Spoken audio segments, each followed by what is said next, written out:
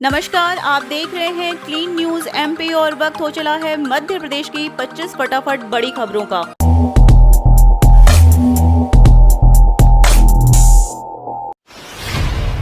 Pension योजनाओं के हितग्राहियों के खाते में कल पेंशन राशि अंतरित करेंगे शिवराज। मध्य प्रदेश के मुख्यमंत्री शिवराज सिंह चौहान कल गुरुवार 13 मई को सामाजिक न्याय एवं निःशक्तजन कल्याण विभाग की विभिन्न पेंशन योजनाओं में 50,20,979 हितग्राहियों को 301 करोड़ 25 लाख रुपए की पेंशन राशि वितरित करेंगे। सामाजिक न्याय एवं निःशक्तजन कल्याण मंत्री प्रेम सिंह पटेल ने बताया कि पेंशन योजनाओं के हितग्राहियों को राशि का हस्तांतरण ई पेमेंट के माध्यम से किया जाएगा। विभाग का केएम अस्पताल पर छापा, मुख्यमंत्री के आदेश की अवहेलना, कोरोना के इलाज में आयुष्मान योजना की अनदेखी। मध्य प्रदेश की शिवराज सरकार ने आयुष्मान कार्ड धारकों के लिए निजी अस्पतालों में कोरोना के मुफ्त इलाज की घोषणा की है, लेकिन ग्वालियर के कुछ अस्पताल सरकार के इस आदेश को घटा बता रहे हैं और नहीं मान रहे और वे बेखौफ आयुष्मान कार्ड धारक से भी इलाज के बदले मोटी रकम वसूल रहे हैं। एक मरीज की ऐसी ही शिकायत पर स्वास्थ्य विभाग की टीम ने केएम हॉस्पिटल पर छापामार की कार्रवाई की है। एमपी शिक्षा विभाग ने बढ़ाई यूजी और पीजी में रजिस्ट्रेशन की तारीख, जाने न्यू डेट। मध्य प्रदेश में यूजी और पीजी के लिए फॉर्म नहीं भर पाने वाले छात्रों के लिए बड़ी खबर है। अब छात्र यूजी और पीजी के लिए ऑनलाइन रजिस्ट्रेशन लेट फीस के साथ 31 मई तक भर सकते हैं। इस बात की जानकारी उच्च शिक्षा मंत्री मोहन यादव ने खुद दी। शिक्षा मंत्री मोहन यादव ने ट्वीट कर कहा कि जिन छात्रों ने अभी तक यूजी और पीजी के लिए रजिस्ट्रेशन नहीं किया है वे अब 31 मई तक रजिस्ट्रेशन कर सकते हैं, लेकिन उन्हें इसके लिए लेट शुल्क देना होगा। स्वास्थ्य विभाग ने रैपिड किट से जांच की संख्या बढ़ाई तो कम हो गई संक्रमण दर।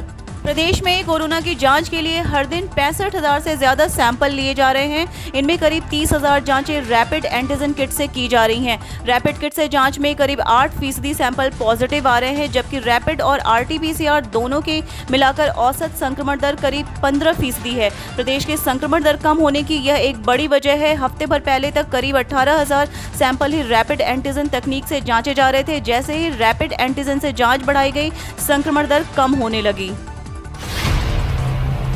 नरोत्तम मिश्रा ने कमलनाथ और दिग्विजय पर कसा तंज, एमपी कांग्रेस के ये नेता न 3 में है न 13 में। नरोत्तम मिश्रा ने कहा, एमपी कांग्रेस के ये नेता न 3 में है और न 13 में है। एमपी से दिग्विजय सिंह और कमलनाथ को भले नहीं लेना हो, लेकिन कांग्रेस में सुरेश पचौरी जैसे बड़े और भी नेता हैं। सोनिया गांधी ने उन्हें भी नहीं लिया। उन्होंने कहा कि घर बैठे ट्वीट करने वाले नेता प्रतिपक्ष कमलनाथ और पूर्व मुख्यमंत्री दिग्विजय सिंह को कांग्रेस के शीर्ष नेतृत्व किसी भी कमेटी में लेने के योग्य नहीं समझा है। अब तो उन्हें समझ जाना चाहिए कि बंद कमरे में बैठे बैठे काम नहीं चलेगा, घर से बाहर निकलकर मैदान में आना पड़ेगा।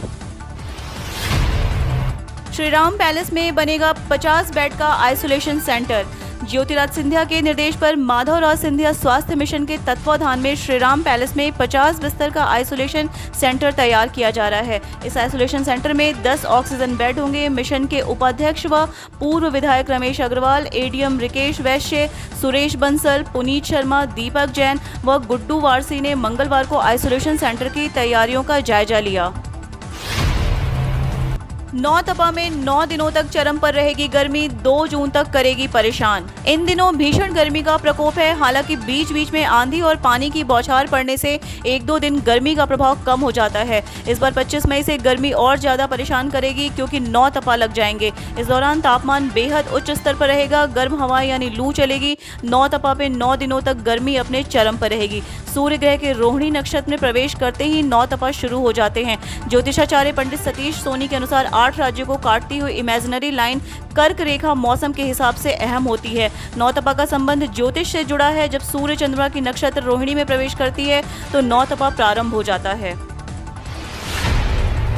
प्रदेशवासियों से बोले शिवराज, कोरोना कर्फ्यू का पालन आवश्यक, ब्लैक फंगस का निःशुल्क इलाज। मुख्यमंत्री शिवराज सिंह चौहान ने आज कोरोना संक्रमण की स्थिति पर प्रदेश की जनता को महत्वपूर्ण संदेश देते हुए यह बात कही।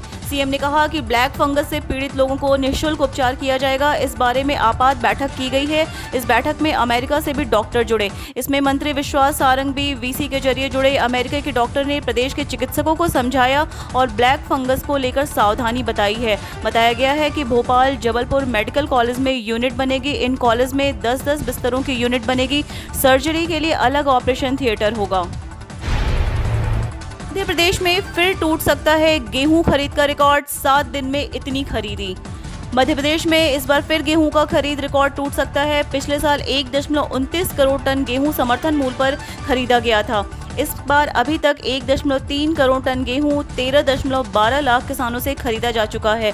पिछले एक सप्ताह में करीब 20 लाख टन गेहूं की खरीद हुई। इस आवाक को देखते हुए संभावना जताई जा रही है कि 25 मई तक खरीदी 130 लाख टन के आंकड़ों को पार कर जाएगी। वैसे भी केंद्र सरकार ने अब चमक विहीन गेहूं भी 10% तक लेने की अनुमति दे दी है। इस बार 24.65 लाख किसानों ने गेहूं बेचने के लिए पंजीयन करवाया है। HIV की दवा से कोविड वायरस पर प्रहार, इतने मरीजों पर सफल रहा प्रयोग। HIV संक्रमित एड्स मरीजों के उपचार में उपयोगी नाइट्रोजोक्सानाइड दवा कोरोना वायरस को भी खत्म करने में उपयोगी पाई गई है। नेताजी सुभाष चंद्र बोस मेडिकल कॉलेज से संबद्ध अस्पताल में कोरोना संक्रमित 200 मरीजों पर इस दवा का प्रयोग किया जा चुका है। सभी मरीज गंभीर स्थिति में पहुंचे बिना कोरोना को मात देकर घर जा चुके हैं। देश का सबसे महंगा पेट्रोल मध्य प्रदेश में, भोपाल में 100 के पार हुए दाम।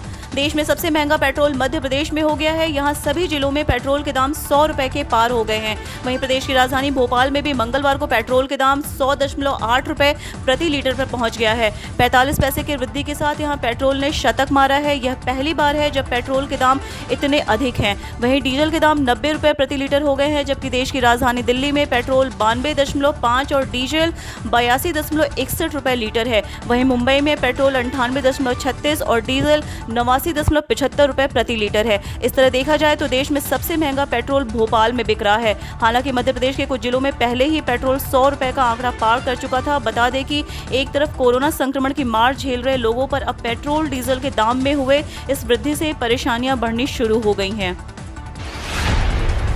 जारी रहेगा बारिश का सिलसिला, तूफान आने के भी बन रहे आसार।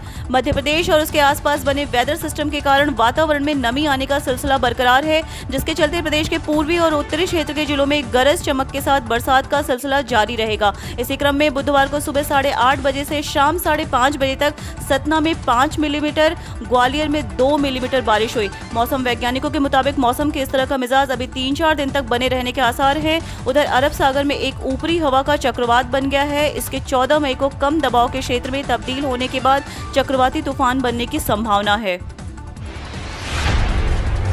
कोरोना खत्म करने के लिए मंत्री का अजीब बयान, यज्ञ करने से तीसरी लहर हिंदुस्तान को नहीं छू सकती। कोरोना संक्रमण को दूर करने के लिए मध्य प्रदेश की संस्कृति मंत्री ने अजीबोगरीब बयान दिया।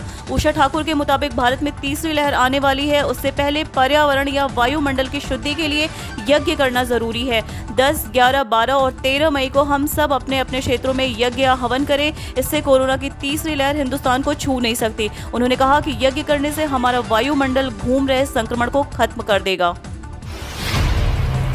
सस्ता हो गया सोना, 43,693 रुपए रहा 22 कैरेट भाव। जाने आज की ताज़ा रेट। सोने चांदी के भाव में आज बदलाव देखने को मिला। आज सोने और चांदी के भाव में कल की तुलना में गिरावट देखने को मिली। सराफा बाजारों में 24 कैरेट गोल्ड 47,700 रुपए पर खुला, जबकि चांदी के हाजिर भाव 102 रुपए गिरकर 70,667 रुपए प्रति किलो के करीब पहुंच गया है।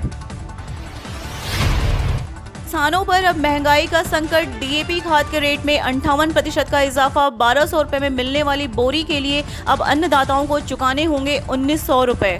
कोरोना महामारी के बीच किसानों की परेशानी कम होने का नाम नहीं ले रही। कभी मंडी में बारदानों की कमी के कारण गेहूं की खरीद में रुकावट, कभी भुगतान में देरी तो कभी हमालों की कमी। अब सरकार के निर्णय ने उन्हें आर्थिक चोट दी है। संकट में फंसे अन्नदाताओं को अब 1200 रुपए में मिलने वाली डीएपी खाद के लिए 1900 रुपए चुकाने होंगे। जानकारों का कहना है कि महंगे होते रासायनिक खाद के दाम से अब किसानों की लागत में भारी बढ़ोतरी होना तय है। यूजी और पीजी परीक्षा फॉर्म भरने की लास्ट डेट बढ़ी, अब इस तारीख तक करें आवेदन। मध्य प्रदेश में यूजी और पीजी के छात्रों के लिए जरूरी खबर है। Department of higher education undergraduate और पोस्ट ग्रेजुएट परीक्षा फॉर्म भरने की अंतिम तिथि को आगे बढ़ा दिया है। इसके अनुसार अब छात्र छात्राएं 30 मई तक यूजी और पीजी के परीक्षा फॉर्म भर सकते हैं। इस दौरान स्टूडेंट्स को किसी भी अतिरिक्त शुल्क का भुगतान नहीं करना होगा। यह फैसला राज्य भर में फैली कोविड-19 संक्रमण की दूसरी लहर के चलते लिया गया है। इस संबंध में डिपार्टमेंट ऑफ हायर एजुकेशन के एक ने ट्वीट किया है कि इसके मुताबिक उच्च शिक्षा मंत्री डॉक्टर मोहन यादव ने बताया कि कोरोना काल होने के कारण कई स्नातक और स्नातकोत्तर छात्र अपना परीक्षा फॉर्म नहीं भर पाए। विभाग द्वारा जारी आदेशानुसार अब बिना किसी विलंब शुल्क के छात्र 31 मई तक परीक्षा फॉर्म भरकर परीक्षा में सम्मिलित हो सकते हैं। नकली रेमडेसिविर इंजेक्शन के मामले पर शिवराज के डीजीपी को निर्देश, आरोपियों को गुजरात से उठाकर लाए मध्य प्रदेश और यहां केस चलाएं। मध्य प्रदेश में जिस तरह कोरोना मरीजों की संख्या लगातार बढ़ती जा रही है, उसी तरह मरीजों की जान बचाने के लिए संजीवनी माने जा रहे रेमडेसिविर इंजेक्शन की कालाबाजारी भी दिन पर दिन बढ़ती जा रही है। ताज़ा मामला जबलपुर और इंदौर से सामने आया था, जिसको लेकर सीएम शिवराज अब एक्शन मोड पर आ गए हैं। जबलपुर से चलने वाली यह ट्रेनें आगामी आदेश तक रद्द, ये है बड़ा कारण। रीवा जबलपुर इंटरसिटी ट्रेन सहित पश्चिम मध्य रेल जबलपुर मंडल ने यहां से आने और जाने वाली 6 स्पेशल ट्रेनों को आगामी आदेश तक रद्द कर दिया है। जबलपुर रेल मंडल द्वारा प्राप्त जानकारी के अनुसार पश्चिम मध्य रेल मंडल जबलपुर से चल रही ट्रेनों में यात्री संख्या में भारी कमी के कारण जबलपुर से चलने वाली 6 ट्रेनों को आगामी आदेश तक रद्द कर दिया गया है। 14 मई को मोदी सरकार किसानों के खातों में डालेगी 2000 रुपए, ऐसे चेक करें लिस्ट में अपना नाम। भारत के किसानों की समस्या किसी से छुपी नहीं है। सरकार किसानों की दिक्कतों को दूर करने के लिए हर संभव प्रयास कर रही है। कोरोना काल में लगभग हर किसी की आर्थिक स्थिति बिगड़ी है। इसके मद्देनजर सरकार ने आर्थिक पैकेज की घोषणा भी की है। लोगों को वित्तीय सुरक्षा प्रदान करने के लिए सरकार कई योजनाएं भी चला रही है। इन्हीं में से एक सरकारी योजना के तहत अब सरकार 14 मई को किसानों के बैंक खाते में 2000 रुपए डालेगी। आर्थिक दृष्टि से कमजोर ब्लैक फंगस मरीजों का इलाज होगा फ्री, शिवराज। मध्य प्रदेश कोरोना संक्रमण से पहले से ही परेशान थे और उसके बीच एक और नए संक्रमण ने प्रदेश में दस्तक दे दी है, जिसका नाम है म्यूकरमाइकोसिस यानी ब्लैक फंगस, जो कुछ दिनों से प्रदेश में लोगों को अपना शिकार बना रहा है। जिसको मद्देनजर मुख्यमंत्री शिवराज सिंह चौहान ने अधिकारियों के साथ बैठक की और इसे नए संक्रमण की रोकथाम के लिए जरूरी दिशा निर्देश दिए। साथ ही कहा कि ब्लैक फंगस के शिकार हुए जो लोग आर्थिक रूप से कमजोर हैं, उनका इलाज निःशुल्क किया जाएगा। अब फोन पर सलाह दे सकेंगे चिकित्सा में योग्यता प्राप्त सभी कर्मचारी, केंद्र सरकार ने दी अनुमति।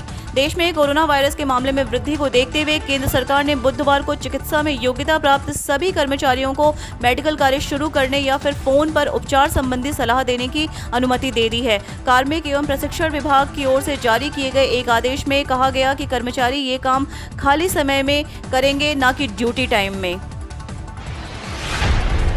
बीसीसीआई के पूर्व सचिव निरंजन शाह ने बनाई ऐसी योजना, 2 विंडो से कराए जा सकते हैं आईपीएल के मैच। आईपीएल 2021 के बायो बबल सिक्योर एनवायरनमेंट में कोरोना वायरस की एंट्री के बाद टूर्नामेंट अनिश्चित काल के लिए टाल दिया गया। क्रिकेट के दीवाने खिलाड़ी उम्मीद कर रहे हैं कि T20 लीग के 14वें सीजन के बाकी मुकाबले जल्द खेले जाएंगे। कोरोना की विभीषिका के बीच जल्द आईपीएल का आयोजन संभव नहीं दिख रहा है। हालांकि आईपीएल को लेकर यह बात सामने आई है कि इस लीग के बाकी बचे मुकाबले भारत में भी खेले जा सकते हैं। पूर्व बीसीसीआई सचिव निरंजन शाह ने एक साक्षात्कार में कहा कि बीसीसीआई को आईपीएल 2021 के बचे हुए 31 मैचों को आयोजित करने के लिए 30 दिनों की विंडो की जरूरत है। बचे मैचों के लिए बीसीसीआई घरेलू क्रिकेट में बदलाव करके आईपीएल 2021 के लिए जगह बना सकता है। वैक्सीन लाइसेंस को लेकर मोदी सरकार पर बरसे ओवैसी, पूछा भारत बायोटेक और सीरम से आपका क्या कनेक्शन है। एआईएमआईएम के अध्यक्ष असदुद्दीन ओवैसी ने बुधवार को कोरोना वायरस रोधी वैक्सीन के लिए सिर्फ 2 ही कंपनियों को लाइसेंस देने पर प्रधानमंत्री नरेंद्र मोदी को निशाने पर लिया और पूछा कि आपका इनसे क्या कनेक्शन है। एआईएमआईएम के ट्विटर अकाउंट पर जारी एक वीडियो में ओवैसी ने कहा कि कोवैक्सीन को आईसीएमआर ने तैयार किया, जो कि सरकार से संबंधित है, और फिर सरकार ने सिर्फ भारत बायोटेक को इसका लाइसेंस क्यों दिया। हमारी सारी वैक्सीन सिर्फ 2 ही कंपनियां क्यों बना रही हैं। ओवैसी ने मोदी सरकार को घेरते हुए कहा, दूसरी कंपनियों को वैक्सीन का उत्पादन करने के लिए लाइसेंस क्यों नहीं मिल सकता है। क्या मोदी के साथ भारत बायोटेक और सीरम इंस्टीट्यूट का कनेक्शन इलेक्टोरल बॉन्ड पर आधारित है। उन्होंने आगे कहा कि मोदी ने वैक्सीन के 50% उत्पादन को डाइवर्ट किया है। अब वैक्सीन हासिल करने के लिए राज्य सरकारों को निजी क्षेत्र के साथ प्रतियोगिता करनी होगी। के रजिस्ट्रेशन केंद्र सरकार को सौंपेंगे transports. Indore truck operator and transport association ने डीजल की बढ़ती कीमतों का विरोध करते हुए सरकार को पत्र लिखा है। उन्होंने देश भर में एक जैसी कीमतें करने की मांग की है। ऐसा नहीं होने पर ट्रक के रजिस्ट्रेशन केंद्र सरकार को सौंपने की चेतावनी दी है।